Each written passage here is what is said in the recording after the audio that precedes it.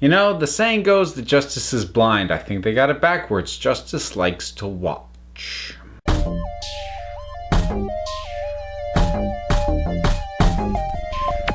Black Mirror time once again. Second episode of the second season, White Bear.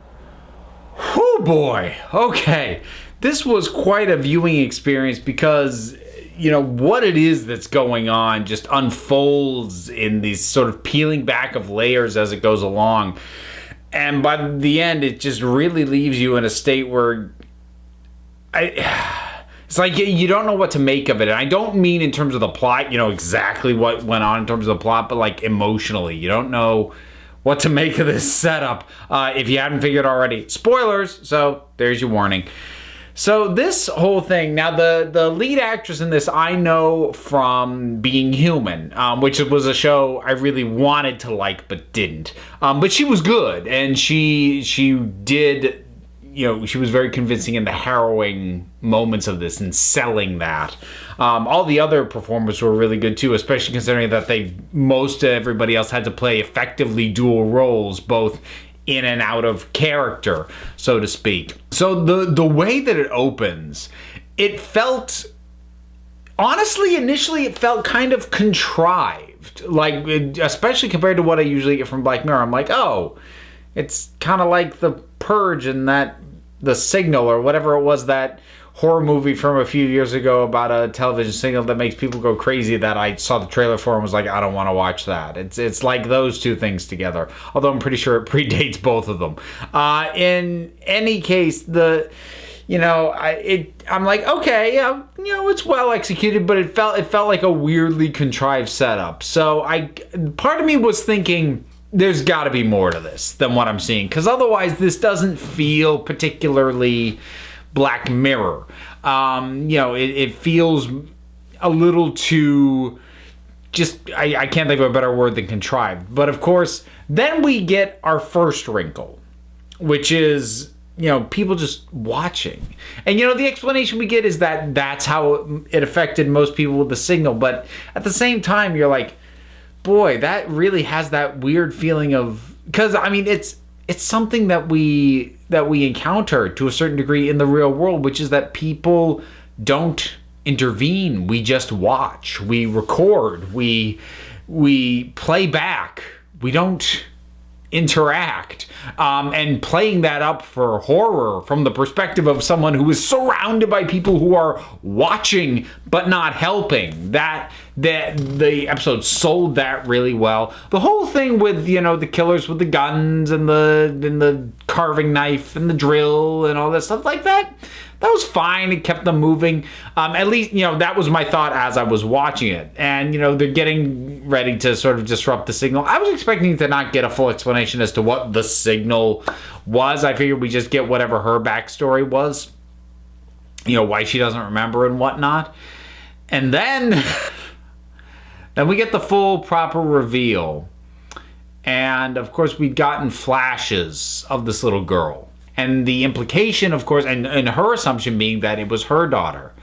And not only was it not her daughter, but this child's dead. She watched it happen and did nothing to stop it. She just watched. She just filmed. And realizing what it is that has happened, this very much deliberate forcing her to feel what that little girl must have felt, that someone is right there who's watching, who should be helping, and who isn't, and making her feel that en masse over and over and over again. But the thing is, because you start with her, and because it does a really good job of zeroing in on her panic, her pain, her terror, you've been sympathizing with her up to this point. And then you get this reveal, and at first you're like, oh, okay, I get that's kind of an eye for an eye thing. But then, you know, you realize, oh, they do this to her every single day. And it's a little bit like A Clockwork Orange, kind of turned inside out. And by that I mean Clockwork Orange started you out with a character that it showed you how terrible he was. then had him go through they don't present it as a punishment, but a cure that is terrifying and awful. And you find yourself sympathizing with somebody who you already know is terrible. And this kind of does the same thing, but in reverse, which is that you start out sympathizing with someone and then find out why it is that they are being treated this way. And so rather than being brought to sympathize with someone you already know is awful, you find out someone who you sympathize with was awful. But even though they both sort of do it in the opposite order, the end result of both this and Clockwork Orange is effectively the same, which is it makes you go, I can't say that they didn't deserve what they got, but this just kind of feels wrong. It feels icky. It feels cruel, but you can't actually make much of an argument against it. It's this wonderfully conflicted feeling you come away with this from, because the kind of thing that she did, that she took part in, I think that's something that the vast majority of us, if we read about, hear about, see a news story, what have you, our first instinct is whatever punishment they get is too good for them. Well, this show kind of came up with something that I don't think you can argue is too good for them.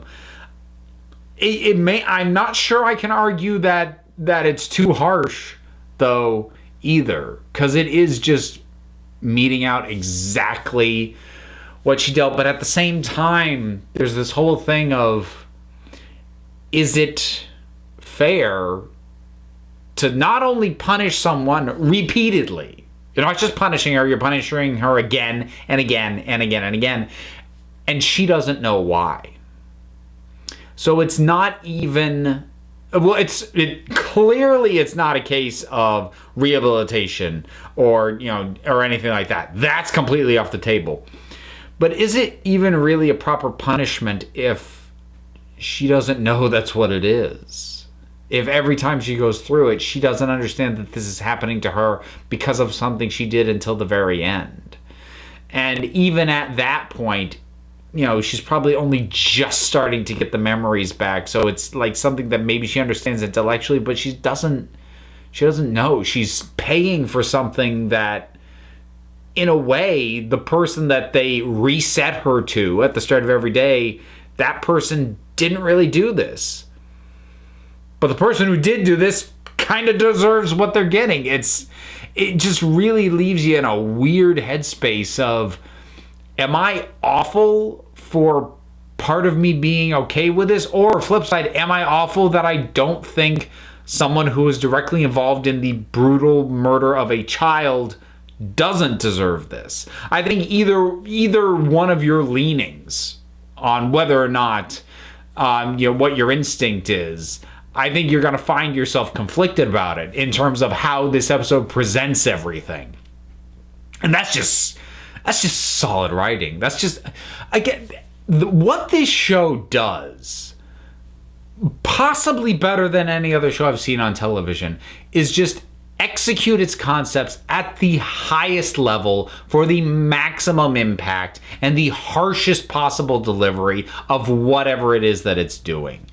Because more often than not, the ideas and the concepts and the general, maybe even some of the ideas of the technology is probably not brand new. Which, it wouldn't be, because a lot of these are sort of almost logical extrapolations of stuff we kind of have, so you kind of get what's going on.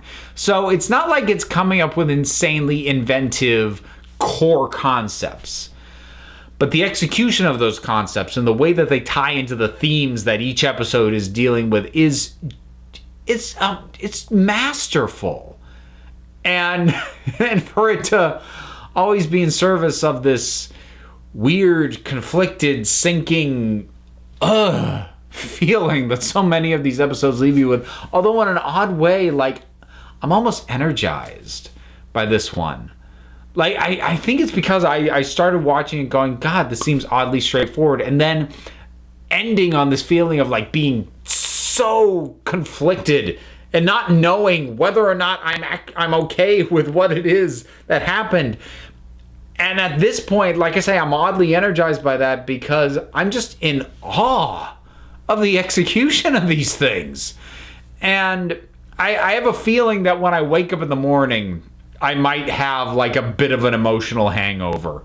But right now, I'm just kind of riding the high of having gone through watching this thing unfold. It's really, really good.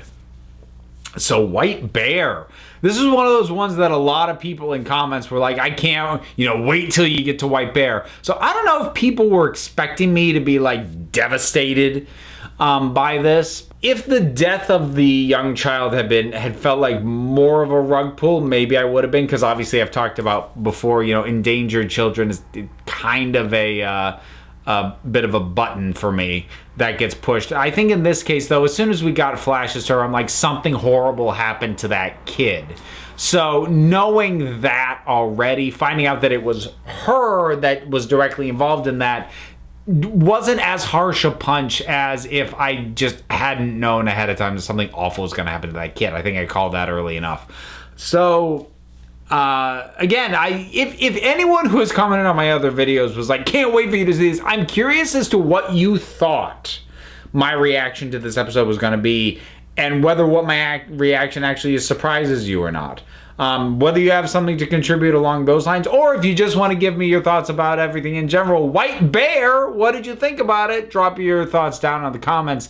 Let's talk about it. And there's all those things you can do. Support me on Patreon, follow me on Twitter, listen to my podcast. Links for all that stuff's down in the description. You know how this works. So until next time, this council is adjourned.